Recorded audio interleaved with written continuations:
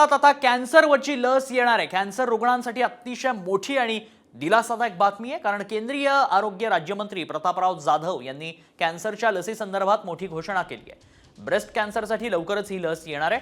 ही लस 9 ते 16 वयाच्या मुलींना दिली जाणार आहे। महिलांसाठीच्या कॅन्सरसाठी ही लस पुढच्या 5 ते 6 महिन्यात उपलब्ध होईल। देशात कॅन्सरचे रुग्ण मोठ्या प्रमाणात वाढतात, त्यासाठी केंद्र सरकारने हे मोठं पाऊल उचललंय। भारतात पुढच्या 5 ते 6 महिन्यात कॅन्सरवरची लस मिळणार आहे।